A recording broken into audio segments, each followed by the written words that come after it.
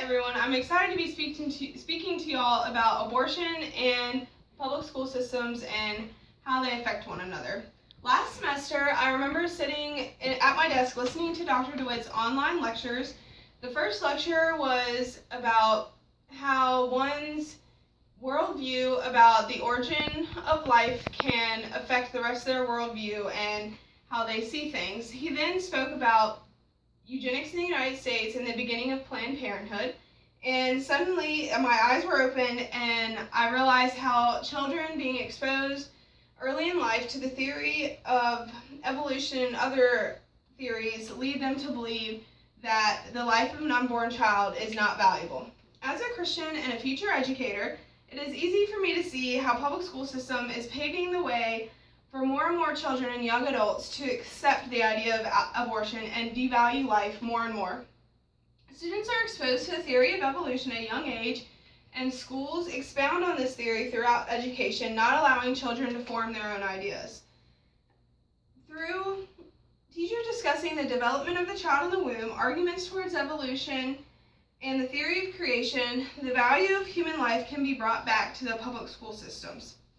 As a student in the general biology program at Liberty University, I've become fairly knowledgeable about the complex processes of the developing child in the womb, evidence for creation, as well as evidence against evolution. As a student in the teacher licensure program, I've also gone through an online module which has informed me of the rights of a teacher to share religious information such as the story of creation in the public school classroom, which allows me to give accurate information about how teachers can legally share some of these ideas in a public school classroom.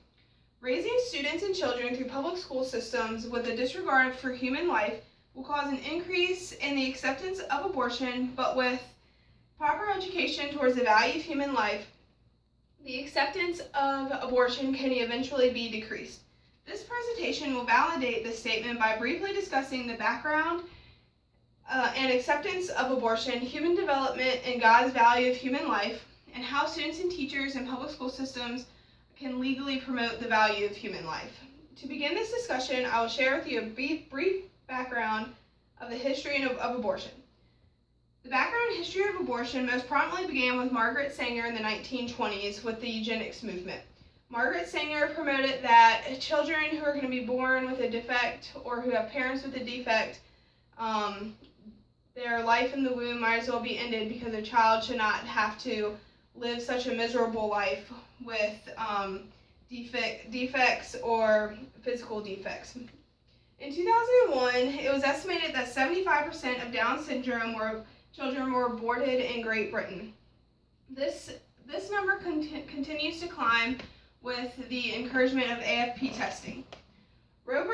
Wade in 1973 announced the right that abortion was right under the U.S. Constitution, and also in 1973 was the Doe v. Bolton case, which outlawed abortion unless a licensed physician determined a continuing pregnancy would threaten the life of a mother. This is currently the law in the state of Texas, but not the law in many other states. Now that we've looked at the background of abortion and how it began, let's look at God's values of human life and the development of the child. God values human life, which can be seen in Genesis 9, verse 6, which says, God created man in the image of God. This shows God's craftiness in the creation of man and his value of the human life. In Matthew 12:12 and Luke 12:24, we see that God believes that man is more valuable than animals. And in Psalms 8:3-4, David proclaims, when I consider your heavens, the work of your fingers, what is man that you are mindful of him? So after learning more about God's values of human life, and let's now look at one solution for the problem of devaluing life in society. Teaching the value of life must begin in the public school systems where children and young adults are critically impacted with information. As soon as kindergarten and first grade, students are introduced to evolutionary theory in public schools. And some teachers even teach this as fact and offer no other theories for the origin of life. This theory leaves no room for the meaning of life, and Although teachers are not able to teach creation with a bias, teachers are able to promote this as a theory for the origin of life and allow students to make their own decision towards what they believe. And this can all just allow students to make their own decision in public schools rather than pushing the evolutionary theory and other theories towards the origin of life, which promote the value of life. Through sharing with students the value of human life in a public school classroom, the ideas of a generation can eventually be changed. Next, we will briefly review. So raising students and children through public school systems with a disregard for human life will cause an increase in the acceptance of abortion, but with proper education towards the value of human life, that we can eventually see this acceptance decrease. So we saw how abortion began in 1973 with Roe versus Wade, and earlier than that with Margaret Sanger. And on the other hand, we discussed God's values for human life, and then how the evolutionary theory is taught in public schools, which pushes this, but how we can combat this. For many years, society's value of human life has been on decline, which has led to controversial issues in the United States.